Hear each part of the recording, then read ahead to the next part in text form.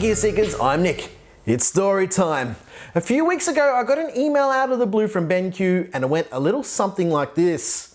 Hi Gear Seekers, we love the review you did of the MSI gaming monitors and we would love to send you a monitor to check out that we make that is for the same kind of market. Except it's bigger. Well, I thought that was a really interesting concept. If you haven't subscribed yet, make sure you hit that button right now and turn on that little bell to receive notifications. We upload basically every single day of the week, including Christmas Eve, so yeah, make sure you're subscribed. In this video, we're going to take a look at BenQ's answer to MSI's new gaming monitors, the BenQ EX3203R. There is one major difference though. Instead of being 27 inches, it's a 32-inch giant.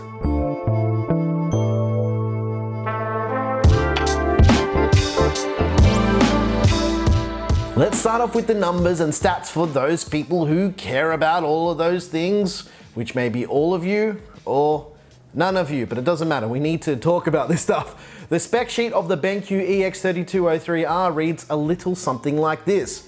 It features a 31.5 inch panel, even though it's marketed as a 32 inch VA panel, with a resolution of 2560 by 1440 with a peak brightness of 400 nits. It's a curved display with an 1800R curve. It features AMD's FreeSync 2 with adaptive sync technology, which has a response time of 4 milliseconds. It supports 90% of the DCI-P3 color space. It has a 178 degree wide viewing angle. It's got two HDMI 2.0 ports, one USB Type-C port for pass-through and USB Type-A, and a DisplayPort input for DisplayPort 1.2. It includes an HDMI cable, a USB Type-C cable for pass-through, connecting USB devices and for display. It also includes the DisplayPort to mini DisplayPort cable. It comes with a power brick to reduce the overall weight of the panel, and there are no speakers.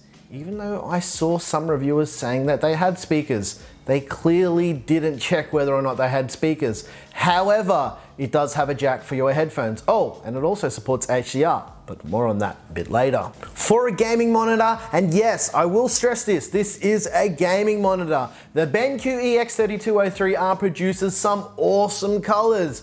Right out of the gate, if you do a little bit of gaming and a lot of content creation and you're looking for something to buy, skip this video. This is a gaming monitor through and through. There isn't any noticeable ghosting that some high refresh rate monitors suffer from, and right out of the box, I was really impressed with this panel. It features a resolution of 1440p, which sits somewhere between Full HD and 4K. Because the monitor is so massive, it's designed for you to sit kind of close to it, and it can be really immersive, even though the pixel density feels kind of like a 1080p display. But that's fine, because remember, this is a gaming monitor. Speaking of gaming, this panel supports AMD's FreeSync 2 HDR adaptive sync technology. So if you're wanting to get the maximum performance out of this panel, you'll want something like an RX 590, a Vega 56, or a Vega 64. However, any AMD GPU supporting FreeSync will work just fine too. And I just want to mention this as well because in the last video that we did of a review of a monitor with FreeSync, people didn't understand that the GPU you have just doesn't matter. If you've got an NVIDIA GPU, you can still get the high refresh rates. However, you won't get the adaptive sync, so expect a little bit of tearing, I guess. But yeah, just turn on VSync, just saying.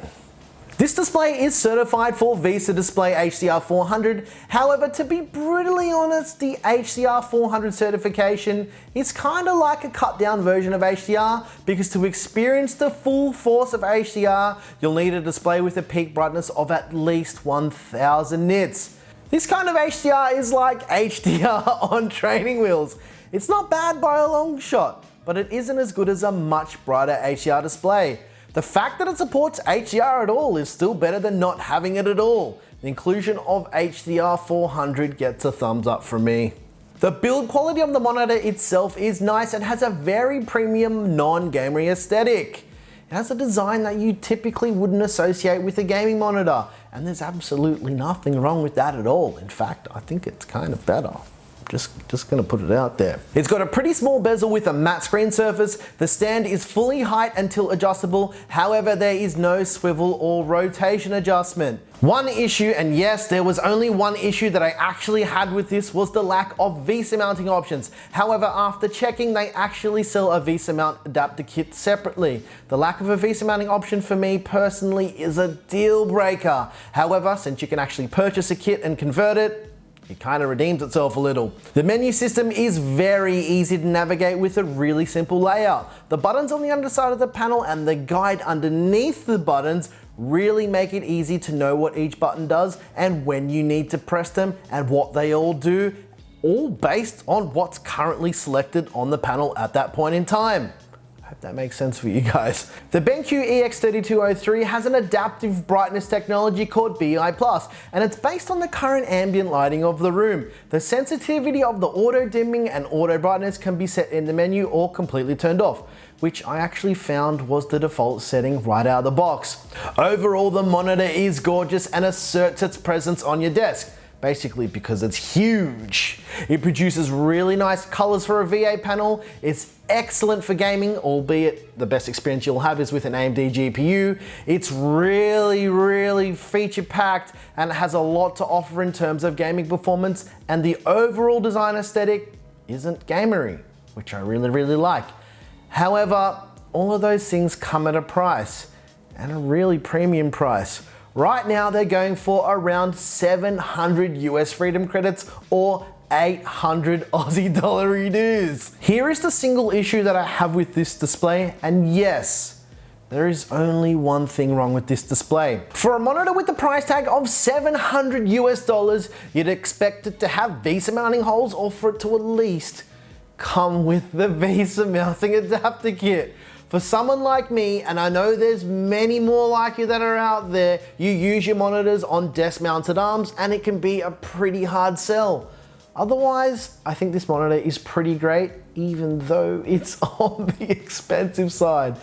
Damn, is it expensive. If you got any questions about anything mentioned in this video, feel free to drop a comment down below or come and visit us on Discord. There is also a link to our Discord community down below. If you like this video, please like and subscribe. If you didn't like this video, yeah, tell us what you hated about it. Once again, thank you so very much for watching. I'm your boy Nick with Gear Seekers.